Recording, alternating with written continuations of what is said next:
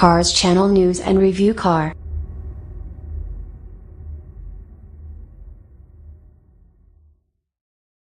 Toyota GT86, 2017, First Drive Review. We're living in an age of hot hatchbacks that cost over £30,000. Sure, you can have a Fiesta SD for a lot less than that, and it's a mighty fine car, but compare that Tun Super Mini to this rear-wheel drive sports car and there's no competition when it comes to driving enjoyment.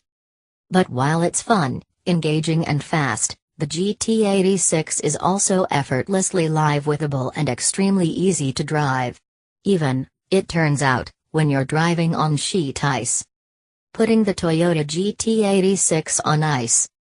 A nation obsessed with 4x4s.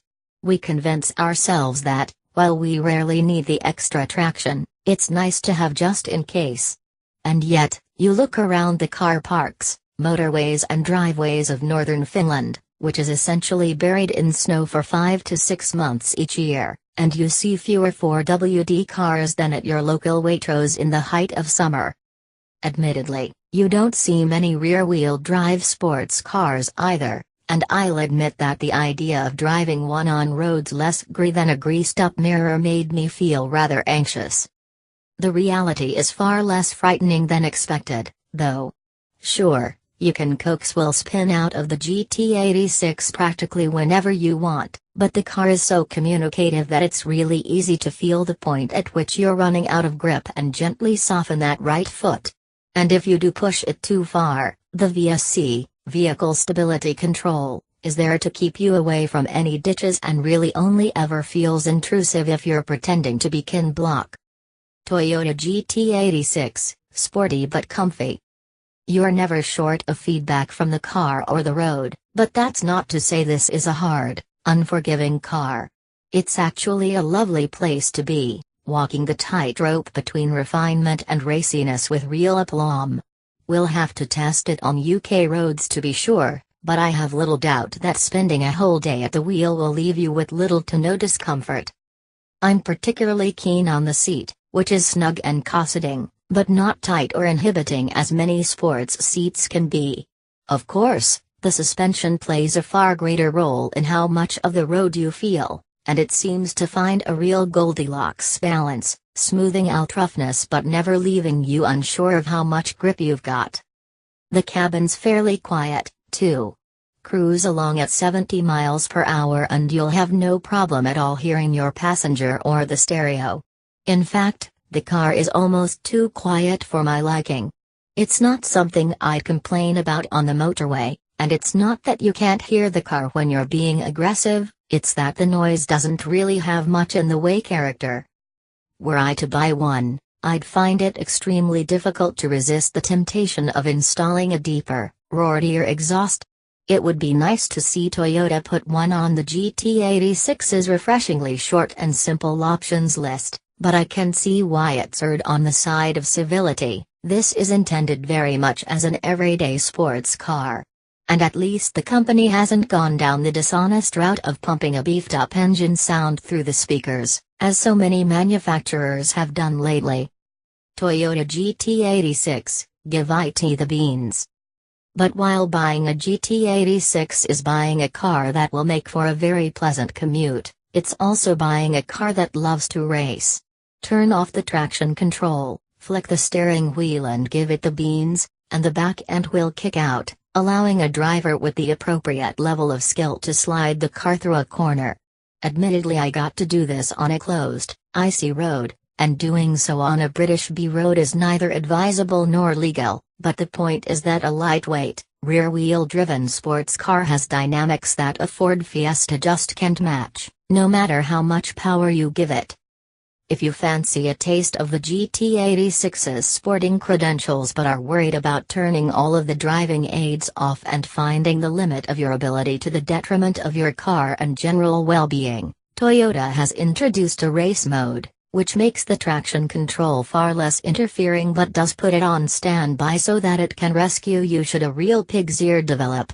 When driving on the frozen, finished track, it only really kicked in at the point that a drift was turning into a spin, which suggests real intelligence to the software.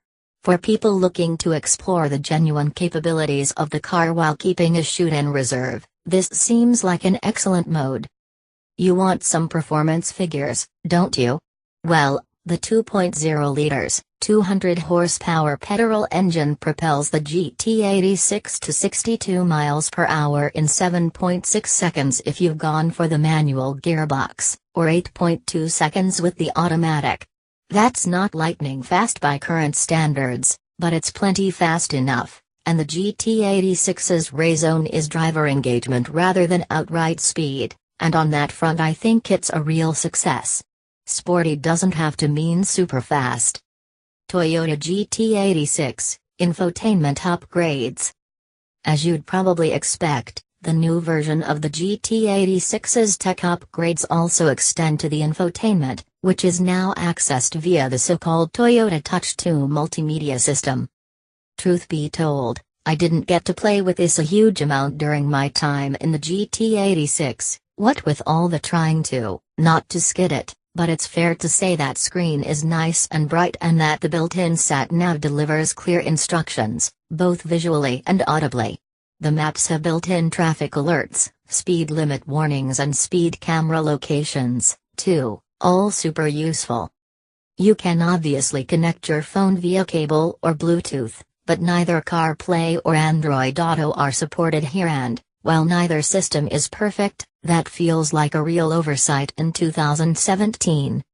But perhaps to reinforce the GT86's credentials as a driver's car first and foremost, Toyota has given it a little TFT display, visible through the steering wheel, that can be customized to give you all sorts of real-time driving data, including lap times, torque curves and G-force measurements. Essential? Most certainly not, but cool to have when you take it to a track or, more likely, want to show off to your mates. Toyota GT86, options? What options?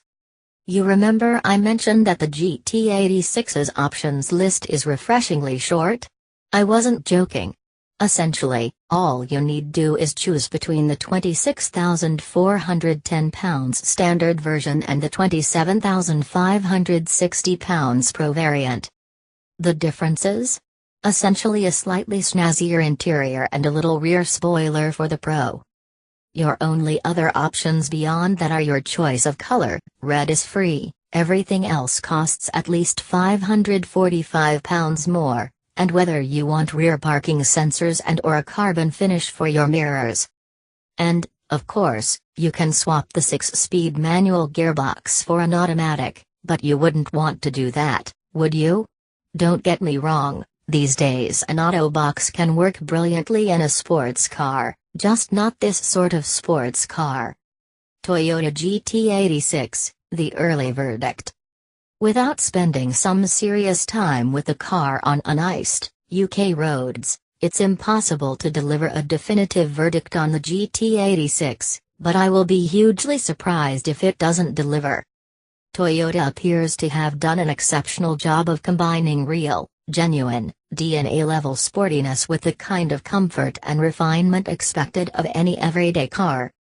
It's not astonishingly fast, but it's more than fast enough. It'll get to 60 miles per hour quicker than a 2007 Ferrari, for example, and driver engagement is about more than outright speed, it's about feel and dynamics, and the GT86 seems to succeed here more than almost anything else available for similar money. I say almost because there's the small matter of the Mazda MX-5, the benchmark in affordable, sporty motoring for nigh on 2 decades. Which of these little Japanese motors is better? That judgment's best reserved for when we've got both of them together for a proper face-off.